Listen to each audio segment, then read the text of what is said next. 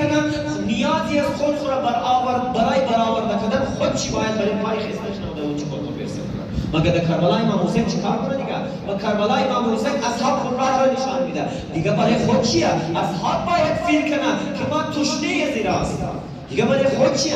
اصحاب باید فیل کنه که ما گشنه زیر هستم. اصحاب باید فیل کنه که رازقی اسمایی که خداوند متعال برای اسم در شکل از این نعمت رای کرده که نامش حسین باید ما برسیم. در این صورت است که ما برای پای خمینی اینستشن سیستم اینی سیستم است. پس امروز ما متاسفانه در مختلف چیزهایی را گیر کردیم، مخصوصا جوانها هر چیز را تیار عیار میخواه. بیا اینمی کار را مطابق ظرفیتی از خود مطابق زمینی از خود بیا یک دفعه کالکولیشن کن. امروز چون الحمدلله علما چی میفرمایند بسیار خوب تحلیل مگر مؤمن یکی از نشانی هایش اینیه مگر وقتی که گناهونه برای این گناه کردن خوشحال نمیشه. حتما یک پشیمانی در من وجود زیمای، حتما یک فکر در من وجود زیمای که کاش ما میگناه را نمیکنم. این دلالت ما برای ازی که این مؤمن را پروردگار ذات چه پاک کار کرد. این مؤمن ذاتا گناهکار نیست بلکه ذات از این پاک است، اما چون عادتی کاری بدی را داره امروز خاطر این کار را انجام میده، در حالی که هر وقتی گناه را انجام میده این در من از یک پشیمانی وجود یا در حالی که هر گناهی را انجام میده این منی از یک قسم امین که سرش از شرم خاموش نه این چیز حس میکنه زمین شش ملامت کردن شروع که ای کاش ما نباید این کار این نشانی است.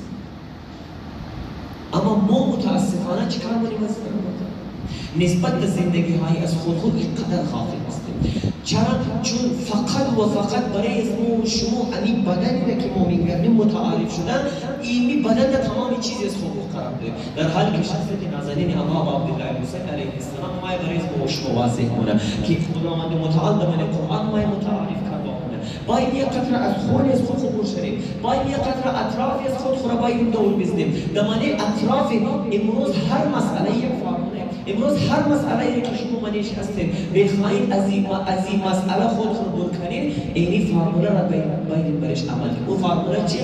در اطراف آیات را بگردید، نشانی هایی را بگردید، فلسفه از این آیاتی را که آیات به معنای زنده که ما من قرآن میخوانیم آیات قرآن نه، آیات به معنای نشانی پروردگار عالم. ما باید اطراف و نشانی های خداوند متعال را باید حس کنیم، بفهمیم که یکی از این سیستمی را که خداوند متعال برای اینکه ما و شما را بفهماندن که انسان پرورشی باید چطور شده، رابطه بین پدر و پسر برای اسمش میشه. رابطه بین پدر و پسر. هیچ پدر نمیخواد اولاد چی داستانه کلان چرا؟ چرا؟ چون این پدر اولاد خورا اینم نخوش داره که اولاد چی باید برای پایخ استشنه تا اینکه فردا خود چی هر کار را بخواه کنه خود چی کنه باشه مزد داره. ما کسی هستم که فقط راه داشته باشم، ما کسی هستم که فقط مسیر را و دایرکشن را کچی کنم امروز خاطره. پس پروردگار عالم ما این چیز کار کنم برای از اینکه ما شما را بتونم برای این معرفی کروا کنم نسبت در تمام از مقام هایی که انسان باید برسم. این همه نشانی های را برای از شما، این همه مسیر را برای از شما، این همه دایرکشن را برای از شما آماده که یکی از این دایرکشن های بسیار مهمی که انسان امروز ضرورت داره وجود نازنین امام عبدالله حسین علیه السلام. امام حسین علیه السلام در حقیقت او هستی است که پروردگار عالم تمام از اون گشنگی هایی را که انسان به ما و انسان فیل بوده تا اینکه از اون گشنگی ها خود رو برسندن از در امام حسین که میتونه بسیار به تیزی این گشنگی از خود را برطرف کنه، خود رو اشباع کنه. پس امام حسین علیه السلام هم باید سرنوهای چیز قرار بدیم زندگی از خود که حسین چی است؟ پروردگار عالم باید من آیه از قرآن برای شما معرفی کنه مفهماندن که حسین به جانبش اگر بخواهید بفهمید اولیای الهی 14 نور مقدس را اگر بخواهید بفهمید نظریه اینزی آیه است. اون آیه چی است؟ سوره احزاب آیه 33 شی خدمت شما عرض کنم که پروردگار عالم بفرماید انما یرید الله لیذهب عنکم الرجس اهل البیت و یطهرکم تطهیرا.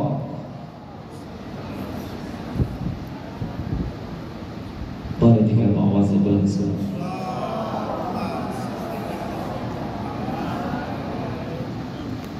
خب ولی ما آمدم سیستم را فهمیدم و فهمیدم که بهترین دایرکشن برای از من چی است و این فهمیدم وظیفه حقیقی از من چی است و این فهمیدم آینه ای که من یاد میده که وظیفه است تو چیه و کدام نازنین آینه کدام مظهر است این ما فهمیدم. خداوند متعال ما متعارف کروامون در من قرآن علی ده این که گیرمندم که چطور خود داود بیرسن اون مظهر کمالی که ما شما ما این در قیام میرسندن وجود نازنین آقای محمد او آینه تمامنمایی که انسان را مایه در از ترقی هایی و در از تکاملی مایه میرسندن وجود نازنین آقا عبدالله حسین. امزو خاطر علما ما اجتار کربلا و رئیس مونم نیم تیبیم مگه این مکتب آقا مکتب چی؟ مکتب رشد. مکتب چی؟ مکتب رسیدن در تکامل. مکتب چی؟ مکتب رسیدن و سیر کردن خدا راه خداوند متعال. مکتبی است که کدی پروردگار عالم ملاقات دلجی کنه لقای پروردگار این عالم را اگر انسان بخواهد باید توسط از الهی که حسین برای از ما شما انتخاب کرده. خب پروردگار اما سوالی از ما ده این که ما چطور بتونیم این راه را اختیار کنم چطور بتونیم با این مصداق از این راهی که حسین برای از ما جور کنم این مصداق را جور شدم. باز من سوره احزاب خداوند متعال میفرماید که وجود نازنین امام حسین علیه السلام او هستی است. وجود نازنین 14 نور مقدس او هستی است که حتی خود پروردگار عالم ما مسیر را ما شما نشان میده که این مسیر حسین است. اگر اختیار کنی خود در ذریعه کدام دو شرط ما میتونیم این مسیر را اختیار کنیم در ذریعه این دو شرط. آیت قرآن چی میفرماید؟ اعوذ بالله من الشیطان الرجیم ان الله و ملائکته من خدا و ملائکه ان الله و ملائکته یصلون علی النبی ای ایمان والو یا ایها الذین آمنوا صلوا علیه و سلموا تسلیما. در ذریعه این دو کاریه اینی دو کار اینی دو شرط ما تو در از این منبع و مرکزی که وجود 14 نور مقدس را خداوند متعال قرار داده که حتی انبیا اگر میخواید در از این درجه نورانیت خود برسندن حتی اولیاء الهی اگر میخواید در ذریعه خود در ذریعه از این راه در پاکیزگی برسندن باید کسی مرکز وجود کنه باید کسی خب برای رجوع کردن کدی از این مرکز ما چیز نیاز دارم؟ اینی دو دانه اینسترومنت نیاز دارم. یکیش چیه؟ صلو علیه. همیشه انسان باید کثیر الصلوات باشه. این کثیر الصلوات بودن فقط اینی نیست که ما مایم کدی زبانی از خود این اقرار منو در حالی که ما خبر نداریم از ظالم محترم در نزد پروردگار عالم ریزه کارهای از ما درو نوٹ شده است که خود قرآن در من سوره زلزال میفرماید بندگان خداوند متعال فمن یعمل مثقال ذره خیرا یره. ذره مثقال چی مگه قدر مثقال یعنی وزن قدر این وزنی امزو ذره چی است؟ شما دیدین صبح که از من یک کلکینی روشندانی شما امو رفلکشنی سورج را که شما میگنین در امزو جایی که برای قالب مفتن که چطور خیلی ذرات هم در آمدنه است. مگه هر عملی شما وزن چی قدری ذره هم اگر باشه پروردگار عالم در پیش رو هست. امزو خاطر پروردگار عالم چی؟ فمن یعمل مثقال ذره خیرا یره. ذره برابر کاری شما در نزد پروردگار عالم محفوظه. امزو خاطر علما ما که چطور تفسیر کنن که در حقیقت این نیست کسی دو صلوات بودن انسان رو بسیار در مقام ها میرسونن. مثال چی؟ حضرت آقا ابراهیم علیه السلام. مگر حضرت ابراهیم علیه السلام که در منصب خلیل الله بودن میرسن از خاطر سه دانه خصلتی است از خاطر سه دانه صفتی است که او سه دانه صفت باعث میشه پروردگار عالم ما این منصب خلیل بودن در حضرت ابراهیم میده. یکی چیه؟ مگر حضرت ابراهیم بسیار مهمان نواز است. حضرت ابراهیم بسیار مهمان نواز است. مگر یک مرتبه دو دانه ملک مقرب خداوند متعال برای اینکه بتونن قوم لوط را برش عذاب نازل کنن قبل از عذاب نازل کردن برای قوم لوط خانه حضرت ابراهیم علیه السلام آیا. مگر وقتی که خانه حضرت ابراهیم علیه السلام وارد میشن به طور یک امتحان در شکل انسان مگر حضرت ابراهیم علیه السلام او روز برای زنا مورا گاوی را ذبح کنه و برای زنا به عنوان خزان مایه سر سفره مگه دو ملک مقرب ششته مگه ای ابراهیم در قبال از اینکه تو مر مهمان از خود جو کده چی میخوایی از من؟ چی تقاضایی داره حضرت ابراهیم؟ مگه شما هیچ تقاضایی نداره، فقط و فقط گزارش من سر سفره که شش هزار میخواستی بخوری که بسم الله شروع کنو و میخواستی که ختم کنی که شکر پروردگار عالم ختم کن از برای دسترخوان از مبارک. و وقتی همین جمله را میشنوم مگه فرشته خداوند متعال ملک مقرب ما میفرماید ای ابراهیم ما از طرف خدا مقرب شدیم تا اینکه اصلی امتحان داریم. حضرت ابراهیم من سیریش هر شام سر سفرهشی مهمان میامد میششت سر هر شام روزی که اگر مهمان نمیامد سر سفرهشی مرافت خودش پیدا میکرد و میورد خانه. چرا؟ چون برکت مهمان را وجود مهمانی که در خانه انسان مایا حضرت ابراهیم فهمید. همسو خاطر برای اینکه به عنوان دست از ما و شما هم برسدن که مهمان چیه؟ قدر مهمان چطور است و مهمان نوازی چطور باید کنه؟ حضرت ابراهیم روایت سیرش گفت. دویم صفت حضرت ابراهیم چی بود؟ مگر دویم صفت حضرت ابراهیم علیه السلام اینی بود که فقط و فقط رزق را در پیش خدا دراز میکرد. فقط و فقط محتاج پروردگار عالم بود. مگر وقتی که ابراهیم را ذریعه منجنیق دمنی آتش نمود میخواست بندازنا مگر فرشته الهی مایا میفرماید الک حاجت حضرت جبرائیل ما میفرماید که الک حاجت مگر ای تو ابو حاجت نداری؟ حضرت ابراهیم سوچ چطور کنم مگر بله درم فالیک فلا از تو ندارم ای جبرائیل از کی رو؟ از خدای خود رو و بهتر مفهمه که سوالی از من چیه و نیازی از من نسبت از این سوال چطور برطرف میشه. نیازی از من نسبت از این سوال چرا برطرف کنم خاطر پروردگار عالم مایا نتیجه ایمان ابراهیم نتیجه توکل ابراهیم علیه السلام و چقدر خوبصورت میاد که دمانی آتش نبود وقتی میندازنا این آتش خاموش شد و بی اثر مشته برای حضرت ابراهیم و سیون کاری که خدا توسط از اون ابراهیم را در عظیم که علما ما تحلیل کنند دقیقاً این اونم و خصلت ابراهیم است که پروردگار عالم شد عظیم منصب رسیده او کثیر الصلوات بودن حضرت ابراهیم او کثیر الصلوات بودن حضرت ابراهیم است که خدا از خاطر صفت حضرت ابراهیم را منصب خلیل الله بشه. عزیزان محترم وجود نازنین آقا عبدالله حسین علیه السلام او سرمایه برای شما که حتی سیره انبیا مایم مفهمیم که چقدر بزرگ نعمت پروردگار عالم است. و حضرت زکریا علی نبینا و آله علیه السلام وقت مصیبت آقا عبدالله حسین را میشنود که قرار امام حسین چه سختیات کنه چه مصیبتی بر حسین وارد شده از خدا آرزو کنه که پروردگار حسینی که این مقامی را داره ما هم میخوایم ذریه ای را عطا کنی که توسطی اینمزی مقام و منزلتی که امام حسین علیه السلام داره ذریه از ما هم به اینمزی درجه برسه. مگه خداوند متعال حضرت زکریا را حضرت یحیی در نصیب شدونه که حضرت یحیی دقیقاً مثل حضرت امام حسین علیه السلام داری قوم شما این چیکار نه سرش از بدن جدا و شهادت برسه.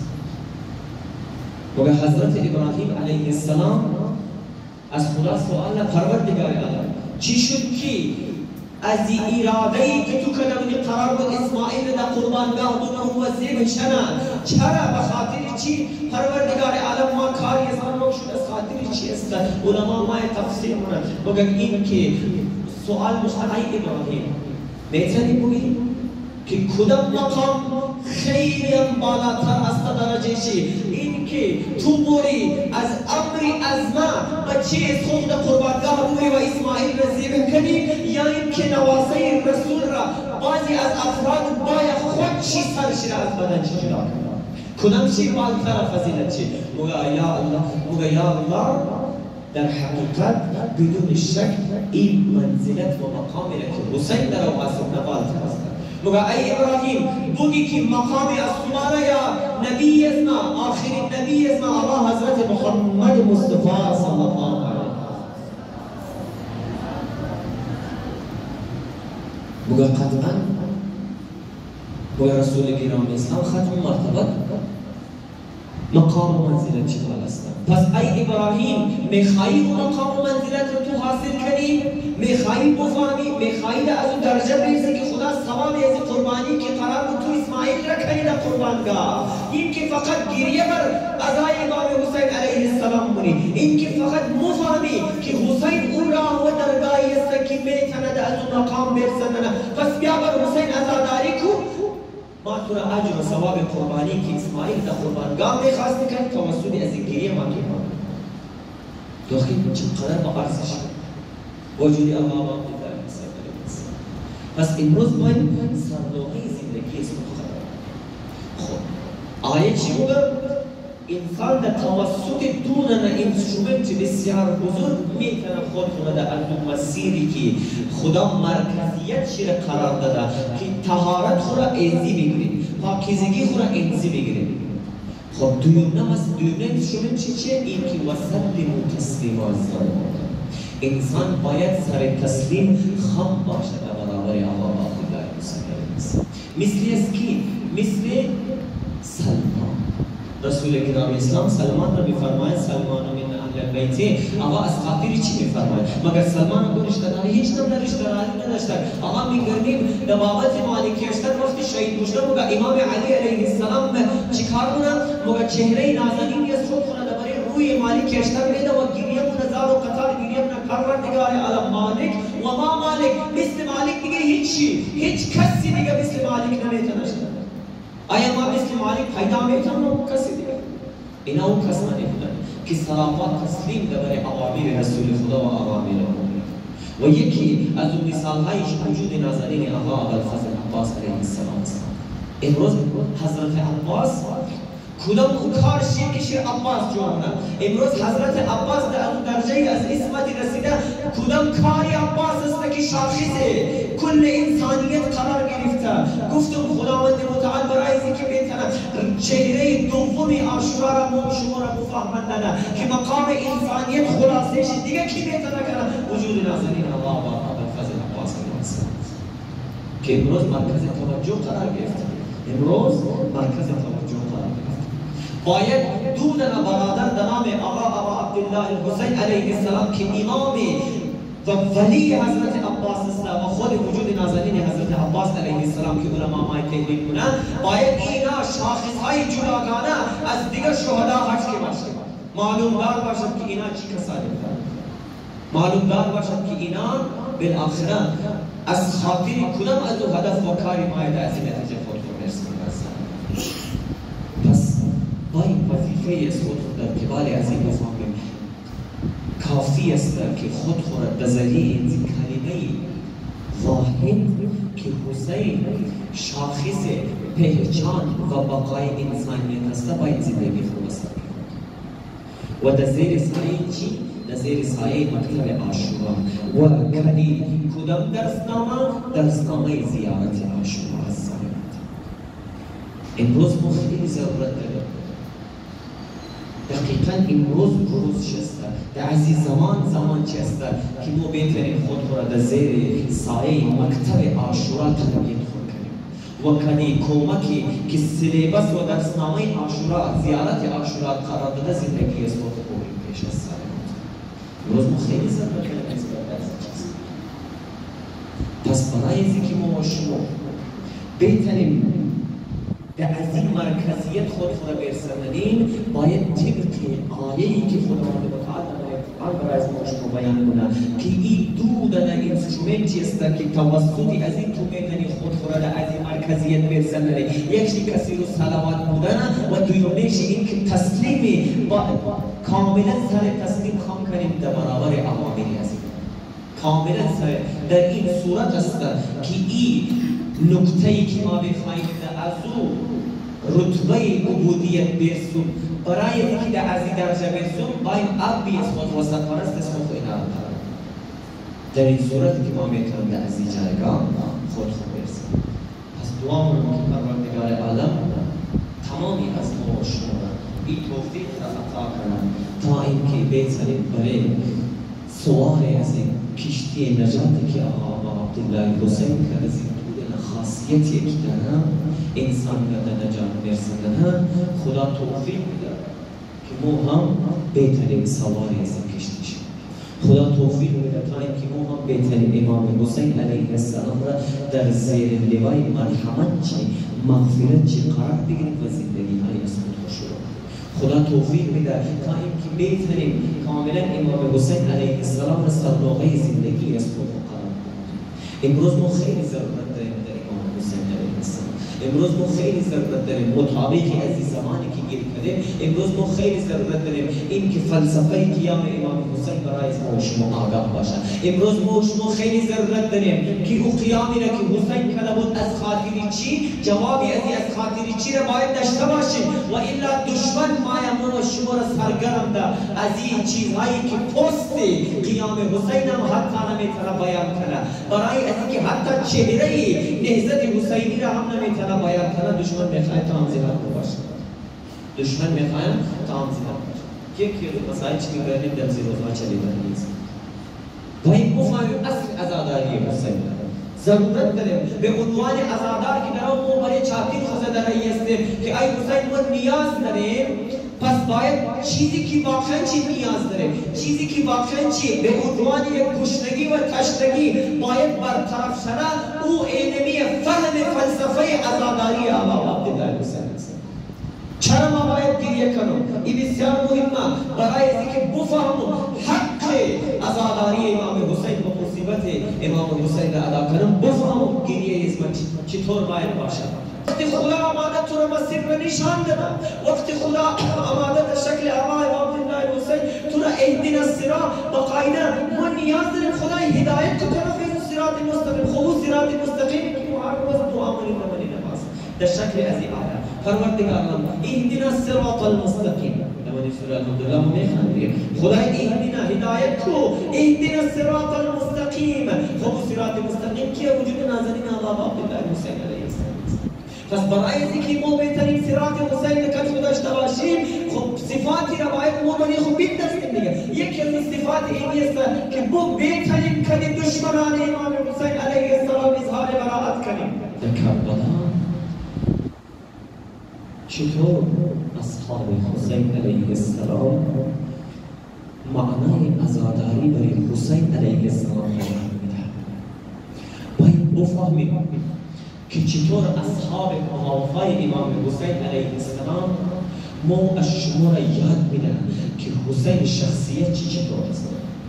باید بفهمیم که در کربلا اصحاب آقا امام حسین علیه السلام ما و شما را این پیغام را میرساندن که چی نمونه مبلغ قیام و نهضت و پیغام آقا عبدالله حسین علیه السلام باشد. اما لامپا را خاموش کن تا اینکه هر کسی که میخواه آزادانه گریه کنه بهتره. پس این چیز دمانی از ما و شما توسط کربلا ما باید پیدا کنیم عزیزان آزادانه. یکی از اون مثال ها مگه آقا ابوالفضل عباس علیه السلام است. وجود نازنین حضرت عباس علیه السلام برای از ما و شما نمونه بارز و نمونه روشنی است که انسان چه نمونه بهتره وظیفه است که در قبال آقا عبدالله حسین علیه السلام انجام بده. مگه امام حسین علیه السلام جداگانه در عباس کار داره؟ مگه امام حسین علیه السلام میخواه عباس جداگانه وظیفه از خود را انجام بده؟ مگه امام حسین علیه السلام میخواه کاملا طراحی شده است، کاملا مگه این چارچوبی که امام حسین علیه السلام میخواه که وجود نازنین آقا ابوالفضل عباس علیه السلام تاریخ را نشان بده که تابعیت و بیعت از امام حسین و پیروکاری کامل از امام حسین علیه السلام چطور باید شود عزیزان محترم. بگه کماندر لشکر امام عبدالله حسین علیه السلام است. اما میگردیم چقدر اطاعت گذاره، اما میگردیم چقدر دمی از حسین نمیزنه. ابوتر که خدمت شما عرض کردم دیگه، آیا ما شما را دو شاخص را نشان میده. برای ازی که میتونیم کدی امام حسین باشیم، اون دو شاخص عباس داره و مثال چیز داره. عباس مایا ما از شما را مفاهمت داره که مثال بارز ازی دو شاخص که آیا به عنوان راه نشان میده. عباس درو عمل کرده رهیه. یکی که درو دم از حسین نمیزنه، یعنی کسی رو صلوات بودنه. و یکی که چطور درو دم از تسلیم حسین علیه السلام، چطور درو تاریخ را نشان میده که هر آنچه حسین بخواه من عباس داره. در حالی که کماندر لشکری امام عبدالله حسین، کماندر یک غرور خاصی را از خود داره. کماندر یک غرور خاصی در قلب دشمن نسبت از خود میندازه. تمام ترس نخوره که نکنه عباس وارد میدان شد. اما حسین جداگانه در عباس کار داره. مگر حضرت عباس روز عاشورا پایک زده رئی است که بالاخره کی من عباس وارد میدان نشد. مگر یک مرتبه امام حسین علیه السلام ما یکی بنا مگر عباس جان برادرم، مگر ما میخوایم بیا یک مرتبه طرفی از این طفلهایی که جگرشان در از تشنگی موسوزه نگاه کنم. ای عباس قبل از اینکه وارد میدان جنی اینا را سیراب کرده بود. عباس صفتی از توی نمیه که تو باید بایی سیراب کنی اینا. ای عباس وقتی که تو را این صفت را نسبت از تو داده باشده، پس عباس منه از این صفتی از خود اینقدر خیرتمندانه مای عمل کنه تا اینکه عباس نشان میده. مگر سر تسلیم و خم شدن طرف خیمه ای رئی باشدن. مگر در کربلا چند خیمه هایی که لگیده بود، مگر منه از یک خیمه مخصوص از مشک ها بودن، مشکیزه ها در اونجا اشته بودن. مگر خب عباس همین که پایره و قدم را طرف از او خیمه میله مگر میگرنه که دمانه از او خیمه سیده یا چهارده تفل ها ششته. مگر همین که عباس چشمایشی دمانه از این تفل ها بوده. مگر ابو جان آخر شما در اینجا چه کار بودی؟ این تفل ها جواب بده و ابو عباس به خدا جگر و استشتگی در آن بسوزه. امادیم تا اینکه این مشکیزه های نمدار را به چاتین خمومه شاید توسلی از این نبی از اینا ما بیتنم تشتگی از خود برطرف کنیم. شاید بیتنم بگه وقتی عباسی ساله را بینگرده غیره چه گواره بوده سوار بر اسب کشته. مگر راهی القمارا دهر القمارا بسته کده بود که چندین هزار لشکر مگر عباس نبنهی وارده از این تل لشکر بشته جانانه ای جنگ بوده ورای نهر فرات رواز بوده.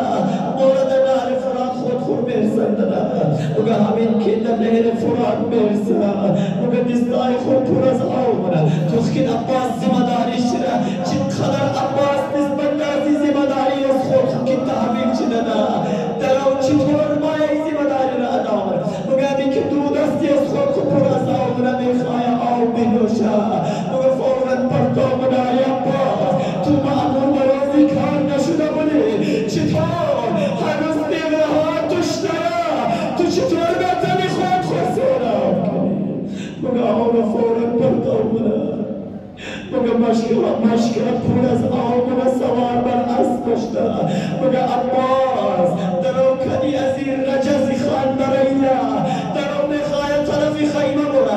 رجزی که عباس میخوانه چیه خبری؟ مگر پروردگار عالم ما سر تسلیم خم در برابر ولی استو خدای من این امر استو استه که هر آنچه ولی استو در حقیقت تو گفته. عباس مایا کدی این زیر جزم زمکه رئی است. مگر یک مرتبه نانجین مایا شمشیر خور برمونه مگر نمنه زرد کاری رمیزده که دست عباس امونجی جام جاز بدنشی جدا بشته و شهید بشته. مگر عباس مشک را در دست دومی از خود میگیره. دوخکن عباس هدفی چیه؟ باید سیراب کنه طفلها را. مگر سکینه همین که در رو میگرنه پرچم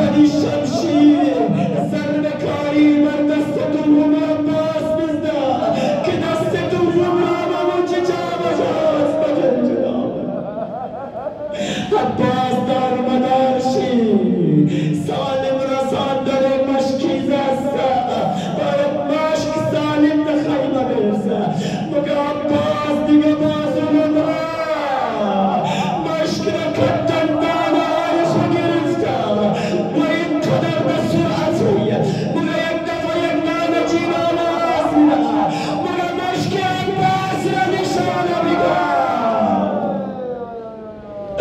مگه یک مرتبه نام جیب کتیر مشک عباس را نشانه میگیره همین که تیر دازی مشک میدگه دیگه امید عباس تمام نشده مگه عباس یک مرتبه چهره از اسبی که طرف خیمه هایی بوده و پس طرف نهر فرات بوده دیگه عباس قسم خورده بود وعده کرده بود خالی نیست طرف خیمه نمونه مگه عباس اسب را رخچی چکر میده طرف نهر القما مونه که یک دلگان جیب کدی بود باید برای چهره نازنین عباس مگه من بیدار مونه که چشم عباس